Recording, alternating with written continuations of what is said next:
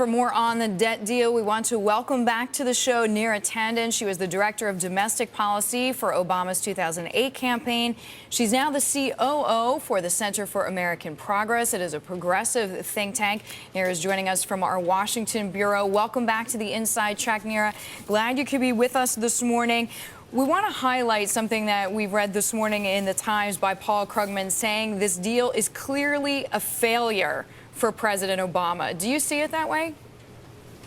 Well, I think a lot of progressives are very worried about the level of cuts that this deal offers. It has, basically $2 trillion in domestic cuts with no revenue on the table at the moment. There's hope for the bipartisan commission to actually act sensibly and do what most economists and most experts and the American people want, which is to add revenue that brings everyone into this and ensures that those who have done the most well in this economy are actually also just part of the solution. Do you feel like $2 trillion in spending cuts over the next 10 years is enough, especially when, and I think a lot of people don't understand this, we're not talking about cutting spending from the level it is today. We're talking about cutting projected spending increases going forward to the next decade. When you look at it like that, it seems fairly minuscule. Well, I think these are amongst the largest cuts that we have made in programs in decades. That's the problem. I think that the challenge is, I guess that's a particular perspective. I would say that in an economy that isn't producing jobs where we need them and isn't growing where we need them, the idea that we're going to take money out of the economy at this moment, we're going to do things that are anti-stimulative, is a real concern to a lot of people. And let's just be clear about what these programs are.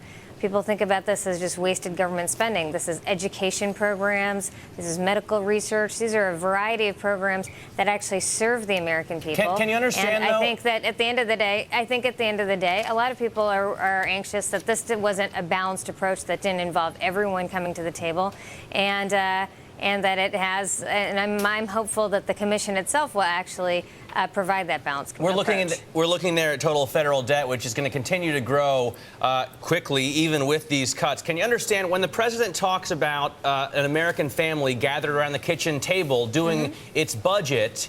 We want to think the U.S. government's acting the same way. But if you only cut projected spending increases going forward, nobody at home plans like that. So how come the government gets to?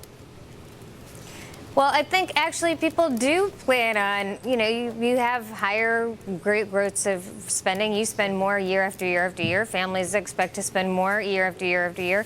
I think the idea that we're only looking at this as the way government is growing and not saying, there's a lot of ways that the government spends money. We give giant tax breaks to people, and those things need to be part of the solution. And the fact that they aren't is just showing that the Republicans were willing to basically risk the economy to have their way, and Democrats are willing to try and have a solution, and I think that's why many of them will vote for this plan.